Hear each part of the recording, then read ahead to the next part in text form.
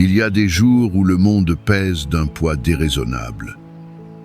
Le ciel lui-même semble un couvercle de plomb posé sur nos épaules, et chaque pas pour avancer ressemble à une lutte contre une marée invisible.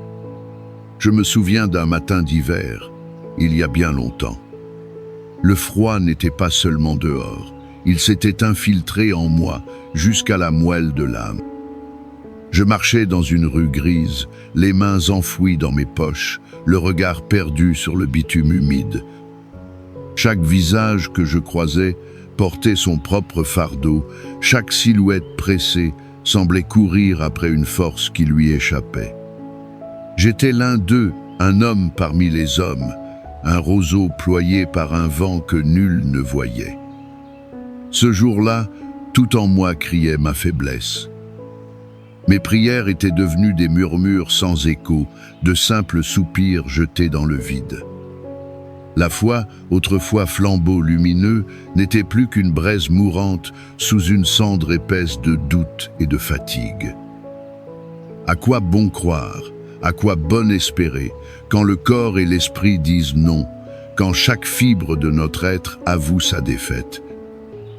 Je me suis assis sur un banc public, glacé, observant les feuilles mortes que le vent faisait danser comme de vaines pensées.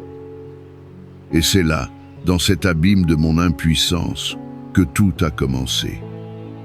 Non pas par un miracle éclatant, ni par une voix céleste, mais par une image simple, presque banale. Un vieil homme, le dos voûté par les années, tentait de ramasser une orange qui avait roulé de son sac. Son geste était lent, tremblant. Il peinait.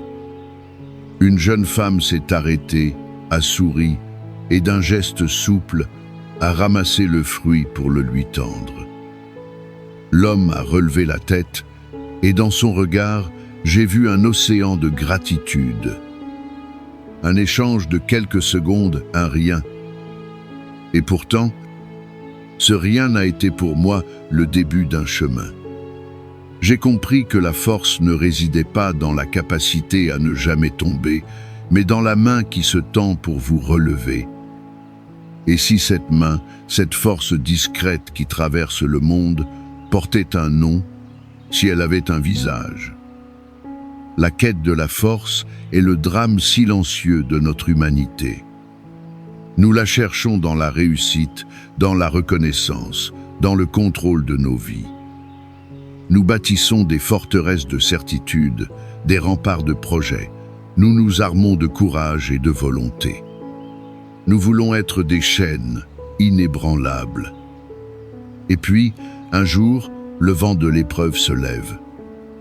Une maladie, un deuil, un échec, une trahison. Et le chêne que nous pensions être se découvre roseau, fragile, prêt à rompre. C'est dans cette nudité, dans cette vérité de notre finitude, que le christianisme vient murmurer une parole inouïe, une parole qui renverse tout. Ma grâce te suffit, car ma puissance s'accomplit dans la faiblesse. Cette phrase de l'apôtre Paul à la communauté de Corinthe n'est pas une simple consolation. C'est une révolution. Elle ne dit pas « Sois fort et Dieu t'aidera ». Elle dit « Reconnais ta faiblesse, et là, ma force te trouvera ». Elle déplace le centre de gravité de notre être. La force n'est plus une vertu à conquérir, mais un don à recevoir. Elle n'est plus en nous, mais en un autre qui demeure en nous. C'est la différence entre une citerne que l'on s'épuise à remplir et une source qui jaillit de l'intérieur sans que nous sachions d'où elle vient. J'ai passé des années à essayer de remplir ma citerne. J'ai lu, j'ai médité, j'ai prié avec la ferveur du soldat qui se prépare au combat. Je voulais être un chrétien solide, un roc pour les autres. Mais plus j'essayais de puiser en moi cette force, plus je sentais le fond sec de mes propres limites. Ma prière était une demande de performance. Seigneur, donne-moi la force de supporter, la force de pardonner, la force d'aimer. et Dieu, dans son silence aimant, me laissait m'épuiser à ce jeu de dupe. Il attendait que je lâche prise. Il attendait le cri de l'enfant qui ne peut plus, le soupir du naufragé qui cesse de débattre pour se laisser porter par les flots. Ce lâcher-prise est arrivé non par une décision de ma volonté, mais par l'usure de mes résistances. C'était une capitulation. Seigneur, je ne peux pas. Je suis faible, je suis vide, je suis brisé. Fais toi-même en moi.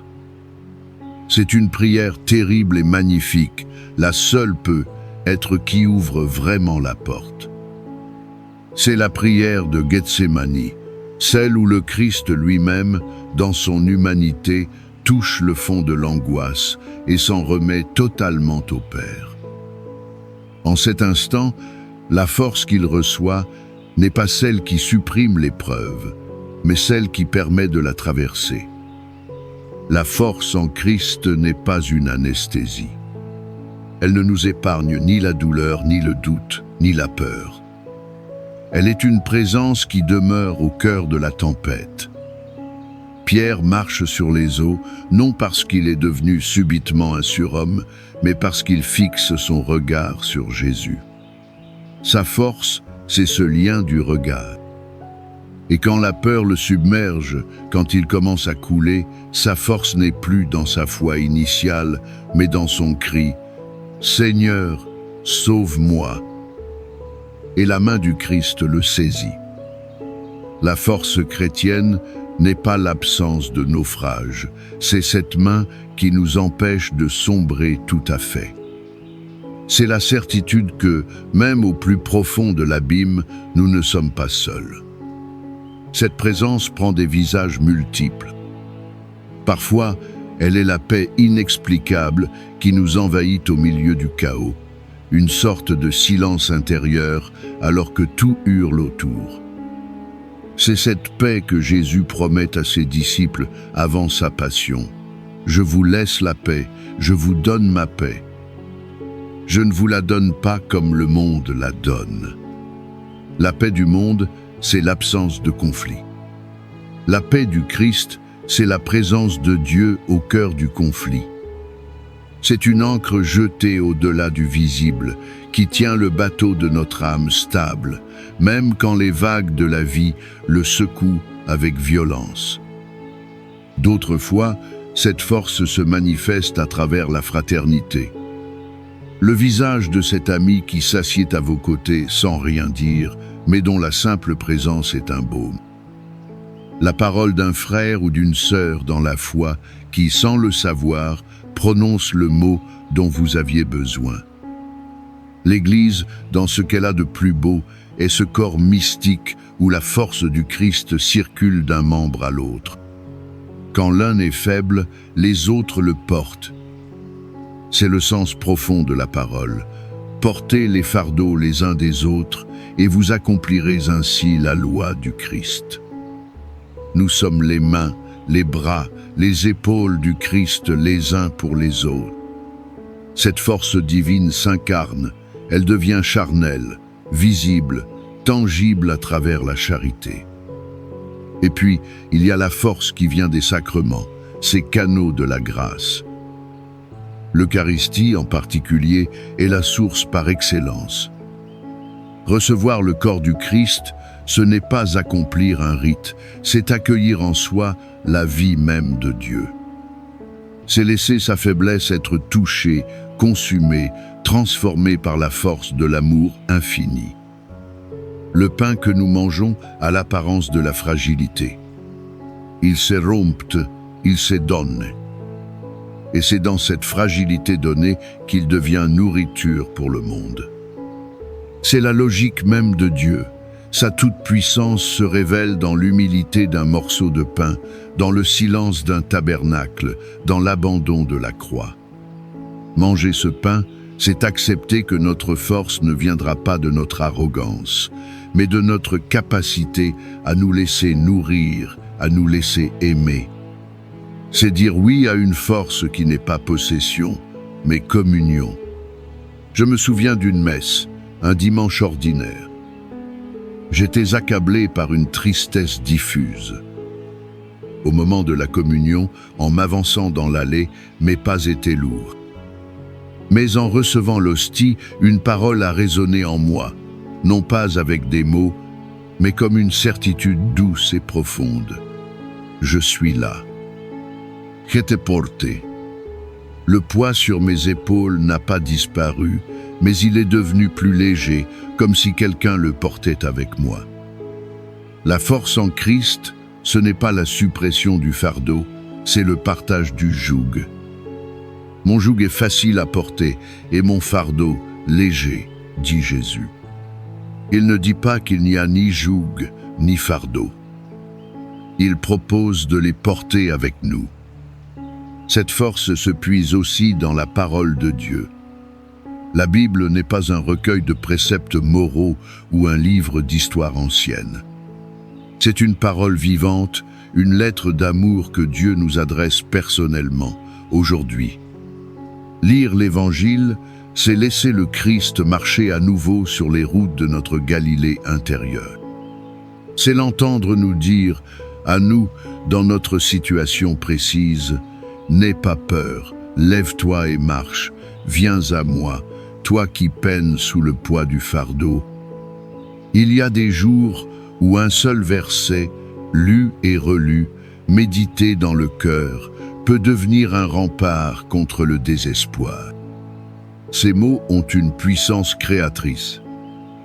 Ils ne décrivent pas seulement une réalité, ils l'accomplissent. Quand Dieu parle, il agit. Sa parole est une force qui relève, qui guérit, qui illumine. Il faut apprendre à écouter cette parole dans le silence. Notre monde est bruyant, agité. Il nous sature d'informations, de sollicitations, de distractions. Il nous fait peur du vide, peur du silence. Or, c'est souvent dans le silence que Dieu parle le plus fort. C'est dans le désert intérieur que la source se met à jaillir. Le prophète Élie ne trouve pas Dieu dans l'ouragan, ni dans le tremblement de terre, ni dans le feu, mais dans le murmure d'une brise légère. La force de Dieu n'est pas tapageuse. Elle est humble, discrète, presque timide. Elle respecte notre liberté. Elle se propose, elle ne s'impose pas. Elle attend que nous fassions silence pour l'entendre. Faire silence, c'est oser affronter notre propre vide, notre propre faiblesse, sans chercher à les combler immédiatement. C'est accepter de ne pas avoir toutes les réponses, de ne pas tout maîtriser. C'est dans ce creux, dans cette pauvreté consentie, que l'Esprit Saint peut venir souffler. L'Esprit, c'est le souffle de Dieu, la force même qui a ressuscité Jésus d'entre les morts. C'est cette force qui est à l'œuvre en nous, souvent à notre insu. C'est elle qui nous fait tenir quand nous pensons craquer, qui nous inspire un geste de pardon quand la rancune nous ronge, qui fait naître en nous une espérance folle quand tout semble perdu. Cette force de l'esprit n'est pas magique. Elle travaille avec notre nature, elle ne la viole pas. Elle est comme le levain dans la pâte. Invisible, silencieux, mais elle fait lever toute la masse. Elle prend nos pauvres capacités humaines, nos 5 pains et nos 2 poissons, et elle les multiplie. Elle prend notre courage vacillant et le transforme en témoignage. Elle prend nos larmes et en fait des semences de joie. Alors comment vivre de cette force au quotidien? Peut être en changeant notre regard. Au lieu de nous focaliser sur nos manques, nos faiblesses, nos échecs, apprenons à reconnaître les signes de la présence de Dieu dans nos vies. Tenons un petit carnet de gratitude. Chaque soir, notons non pas ce que nous avons réussi à faire, mais là où nous avons perçu la main de Dieu à l'œuvre. Un sourire reçu, une parole qui nous a réconfortés, une beauté de la nature qui nous a émerveillés, une patience que nous ne pensions pas avoir, une paix soudaine. Peu à peu, notre regard s'éduque. Nous commençons à voir que notre vie est tissée de ces fils d'or de la grâce divine. Nous comprenons que nous ne sommes jamais seuls, que nous sommes constamment portés, soutenus, aimés. Cette reconnaissance engendre la confiance. La confiance n'est pas la certitude que tout ira comme nous le souhaitons. C'est la certitude que, quoi qu'il arrive, Dieu est avec nous et qu'il saura tirer un bien même de ce qui nous paraît être un mal. C'est la foi du grain de blé qui accepte de mourir en terre, sans savoir à quoi ressemblera l'épi, mais en faisant confiance à la puissance de vie qui est en lui. C'est s'abandonner entre les mains du Père comme un petit enfant. L'enfant n'a pas de force propre, mais sa force est immense, car il sait que son père ou sa mère est là pour le protéger et le guider. Notre force en Christ, c'est cette confiance filiale. Père, entre tes mains, je remets mon esprit. C'est la dernière parole de Jésus sur la croix, le sommet de l'abandon et la source de la résurrection. C'est pourquoi la véritable force chrétienne n'a rien à voir avec la rigidité ou l'orgueil. Au contraire, elle rend humble, doux, compatissant. Celui qui a fait l'expérience de sa propre faiblesse et qui a été relevé par la miséricorde de Dieu ne peut plus juger les autres. Il sait que nous sommes tous des mendiants de l'amour, tous des infirmes qui avons besoin d'être portés. Sa force ne devient pas un piédestal, mais un service. Il ne dit pas « Regardez comme je suis fort », mais il murmure « Laissez-moi vous montrer la source où j'ai puisé ». Il devient un témoin, non de sa propre vertu, mais de la fidélité de Dieu. Cette force-là est créatrice. Elle nous rend capables d'aimer comme le Christ nous a aimés. Aimer non pas seulement ceux qui nous aiment, mais aussi nos ennemis. Pardonner non pas 7 fois, mais 70 fois 7 fois. Servir sans attendre de retour. Donner sa vie. Humainement, c'est impossible. C'est une folie. Mais avec la force du Christ en nous, l'impossible devient possible. Non pas que cela devienne facile. Le pardon reste un combat, le service un effort, l'amour un chemin de croix. Mais nous ne sommes plus seuls pour mener ce combat. La grâce du Christ nous accompagne, nous pousse, nous relève quand nous tombons. Le monde a désespérément besoin de témoins de cette force tranquille. Pas de héros, pas de surhommes, mais des hommes et des femmes qui, dans leur vie ordinaire, laissent transparaître la lumière d'une autre présence. Des personnes qui, au milieu des tempêtes, gardent la paix. Qui, face à la haine, choisissent le pardon. Qui, devant le désespoir, sèment de petites graines d'espérance. C'est cela, la véritable puissance qui change le monde. Non pas la puissance qui écrase, qui domine, qui s'impose, mais la puissance vulnérable de l'amour, celle qui s'est laissée clouer sur une croix et qui, de cette défaite apparente, a fait jaillir la vie pour tous. Je repense à ce matin d'hiver sur mon banc. Le froid, la grisaille, le sentiment d'être vide. Et puis, ce simple geste de tendresse entre deux inconnus. Ce jour-là, je n'ai pas reçu une force nouvelle qui aurait effacé ma fatigue. J'ai reçu quelque chose de bien plus précieux, la conscience que la force de Dieu était déjà là, à l'œuvre, dans la trame fragile du monde. Elle était dans la main de cette jeune femme, dans le regard de ce vieil homme. Elle attendait simplement que mes yeux s'ouvrent pour la voir. Depuis ce jour, je ne demande plus à Dieu de me rendre fort. Je lui demande de me rendre assez pauvre pour qu'il puisse être ma force. Je ne lui demande plus d'enlever les pierres de mon chemin. Je lui demande de m'apprendre à marcher dessus avec lui. Et ma prière la plus profonde est devenue celle-ci: Seigneur, reste avec moi. Reste avec moi dans ma faiblesse, pour qu'elle devienne le lieu où ta puissance peut se déployer. Reste avec moi dans ma nuit, pour que ta lumière puisse y briller. Fais de ma vie, non pas une démonstration de ma force, mais un humble témoignage de la tienne.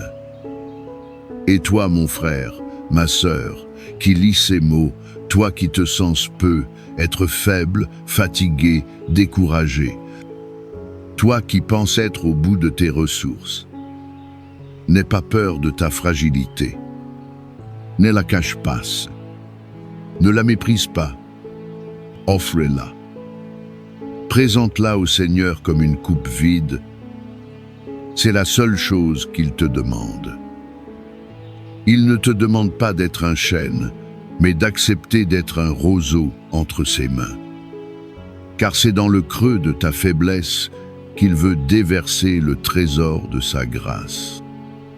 C'est sur la toile de fond de ton impuissance qu'il veut peindre le chef-d'œuvre de sa miséricorde. Laisse-le s'approcher. Laisse sa main se poser sur ton épaule. N'essaie pas de comprendre, n'essaie pas de maîtriser. Contente-toi de croire, de faire confiance. Il est là, à tes côtés, même si tu ne le sens pas. Il marche avec toi, même quand le chemin est sombre. Il te porte, même quand tu as l'impression de sombrer. Sa force n'est pas un sentiment, c'est une promesse. Et sa promesse est fidèle, pour l'éternité. Je puis tout en celui qui me rend fort. Que cette parole de Paul devienne la respiration de ton âme, non comme un slogan de volontarisme, mais comme un soupir d'abandon. Je puis tout, non par moi-même, mais en lui. Le secret n'est pas en moi. Le secret est en lui. Et il est là. Il est en toi. Il est la force qui te soutient. Toujours